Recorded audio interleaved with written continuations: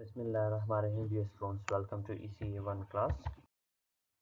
In today's class, we will discuss the parallel resistors, special cases in case of two parallel resistors, parallel circuits, and power distribution in the parallel circuits. First, we will discuss what is a parallel resistors. Two elements, branches, or circuit are in parallel if they have 2 points in common. For example, in figure this R1 and R2 are in parallel because they have two common points A and B. Similarly, R1 and R2 are in parallel because they have 2 points in common A and B, and then they are in series with R3. So in this figure R1 and R2 are in parallel.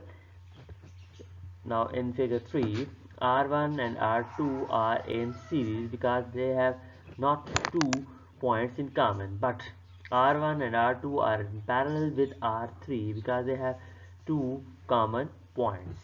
So the parallel resistors are the two elements, branches, or circuit are in parallel if they have 2 points in common. Now, if we have n number of resistors in parallel, R1, R2, R3 and Rn, so how we can calculate the total resistance? The total resistance of that n number of resistors connected in parallel is 1 by Rt is equal to 1 by R1 plus 1 by R2 plus 1 by R3 plus up to 1 by Rn. Because we have n number of resistors, so 1 by we will go to 1 by Rn. Now the total resistance is equal to 1 divided by 1 by R1 plus 1 by R2 plus 1 by R3 plus up to 1 by Rn. Now if we write this equation in term of conductance, we can write that G of T total conductance is equal to G1 plus G2 plus G3 plus up to Gn, where G1 is equal to 1 by R1 because we know that the conductance is the reciprocal of the resistance. Okay, now we summarize the parallel circuits, the parallel resistors as the total resistance of the parallel resistor is always less than the value of the smallest resistance. If we have two resistors, R1 with the value of 2 ohm and R2 with the value of 4 ohm, if we are going to find out the value of RT, the total resistance of this circuit, you will see that RT is less than 2 ohm. So this sentence says that the total resistance of the parallel resistor is always less than the value of the smallest resistor.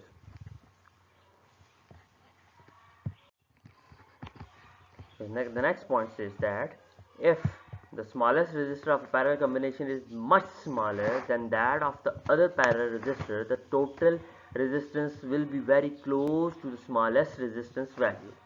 What does that mean? If we have two resistors or multiple resistors and the value of the one resistor is 0.5 and the other one is 100 ohm, so it means that you are going to find out RT that must be equal to 0.499. It is very close to the smallest resistance values if the smaller resistance of a parallel combination is much smaller than the other parallel resistors. The total resistance of n parallel resistors is equal the value in the resistance of one resistor divided by the number of parallel resistors. If we have n number of parallel resistors of the same value, you can write RT is equal to n divided by, you can write it that the value of any resistor, you can take the value of any resistor divided by the total number of parallel resistors, you will find the total resistance of that circuit in which all the resistors are in parallel with the same value. Parallel resistor can be interchanged without affecting the total resistance. If we compare it with the series circuit, you have seen that if we are going to interchange the position of the parallel circuits like series circuit, the total effect or the total resistance of the circuit does not change. Special case, two parallel resistors. Let us consider a two parallel resistors R1 and R2 that are connected in parallel. Now we have to find the value of that RT, the total resistance of this circuit. You can use the relation 1 by RT is equal to 1 by R1 plus 1 by R2. Now multiplying this 1 by R1, multiplying and dividing by this 1 by R1 with the opposite resistor R2 by R2, and this 1 by R2 with the opposite resistor R1 by R1. Now you can multiply it, you will get R2 divided by R1 into R2 plus R1 divided by R1 into R2. Now taking the LCM, we will get 1 by RT is equal to R2 plus R1 divided by R1 into R2. Now RT is equal to R1 into R2 divided by R1 plus R2. This is basically the special case for the two parallel resistors. If you have two parallel resistors, you can use this relation instead of using this relation. A parallel circuit can now be established by connecting a supply across a set of parallel resistors. A voltage is always same across a parallel element. If you have three or multiple resistors, for example we have 1, 2 and 3 resistors, and that are connected to a parallel with a voltage source, you will see that if you have voltage of E volts, you will get E here, E here and E here. Voltage is always same across the parallel resistors, but the current is divided according to the resistance of the branch. If two elements are in parallel, the voltage across them must be the same. However, if the voltage across two elements is the same, the two elements may or may not be in parallel. It means that if two elements are in parallel, you can see that R1 and R2 are in parallel. It means the voltage across them must be same. Here if the voltage is V, here is also the voltage is V. However, if the voltage across two elements is same, the two elements may or may not be in parallel. It means that we have two resistors in series with the equal values. You can see that if here is 2 volt, and here is also 2 volt, but these two resistors are not in parallel, they are in series. So this sentence states that if two elements in parallel, if elements are in parallel, it means their voltage is same. But if the voltage is same, it does not mean that these two elements are in parallel. They might be in series.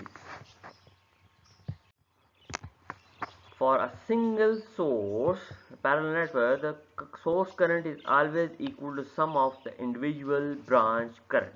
If we have multiple branches, if we have for example two branches, the total current IS is always equal to I1, sum of I1 and I2. So we can write that IS is equal to I1 plus I2. We can write the branch current, addition of the branch for a single source parallel network, currents is always equal to the sum of individual branch current. Here I1 is one branch and I2 is the other branch. So IS is equal to I1 plus I2. Okay. Power distribution in parallel circuits. For any network composed of resistive elements, the power applied by the battery will equal that dissipated by the resistive element. If this source is providing the power PS, it is distributed by PR1, PR2 and PR3 depending upon the value of R1, R2 and R3. The total power PE is equal to PR1 plus PR2 plus PR3.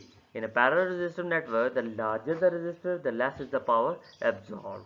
So if R1, the value of R1 is larger, it will less absorb the power.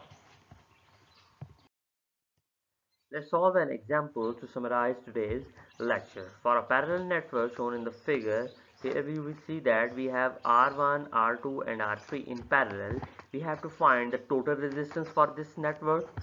In the second part, we have to find the source current IS and the current through each resistor IR1, IR2 and IR3. In the third part, we will calculate the power delivered by the source, which means we have to find the value of PS and determine the power absorbed by each parallel resistor. We have to find the value of PR1, PR2 and PR3. In the first step, we have to find the total resistance. For the total resistance of the parallel circuit, you can write that 1 by R1 plus 1 by R2 plus 1 by R3 is the relation we have studied previously. Substituting the values, we will get the value of RT, which is equal to 1.44 kilo ohms. In the second step, we have to find the source current. Source current IS is always equal to E by RT, the total voltage divided by the total resistance. The total voltage is 28 volt and the total resistance is, we have calculated in the previous slide, is 1.44 kilo ohm. When we calculate the value of IS, we will get 19.44 milliampere. Now in the same step, we have to find the current through each resistor. So I1 is equal to V1 by R1, because all the resistors are in parallel, so the voltage across them is always same, which is equal to E. So I1 is equal to V11 by R1, which is equal to E by R1. E is 28 divided by 1.6, so the value of I1 is 17.5. Similarly, the value of I2 is equal to 1.4 milliampere and the value of I3 is equal to V3 by R3, which is equal to E by R3, which is equal to 28 divided by 56 kilo ohm, which is equal to 0.5 milliampere. So we find the current through each resistor, which is equal to 17.5, 1.4 and 0.5. So when we add these three branch current, you will get the result 19.44 milliampere. Now in the third step, we have to find the source power. So source power PS or PE is equal to total voltage into the total source current. The total voltage of the source is 28 volt and the total current of source voltage is 19.4. So we use the relation P is equal to VI or EI. We will get 543.2 milliwatt. Now we have to find the power absorbed by the each resistor. So P1 is equal to V1 into I1 is equal to E divided by E into I1. V1 is equal to E because all the resistors are in parallel, so the voltage across them is same. So V is equal to 28 volt, I1 is equal to 17.5 milliampere. You will get 490 milliwatt. Similarly, P2 is equal to 39.2 milliwatt. P3 is equal to 14 milliwatt. We use three different relations for this. You can use only a single relation to find out the value of the power. Now we verify that whether the total power is equal to power absorbed by each resistor. So we can write that PE is equal to PR1 plus PR2 plus PR3. The source power is 543.2 milliwatt. PR1 is equal to 490 milliwatt, PR2 is equal to 39.2 milliwatt and PR3 is 14 milliwatt. When we add these powers, you will get 543.2 milliwatt, which is equal to the total source power, and that verifies our final result. So that's all for today's lecture. If you have any question, we will discuss in the online session, or you can write the comment in comment box. Thank you very much.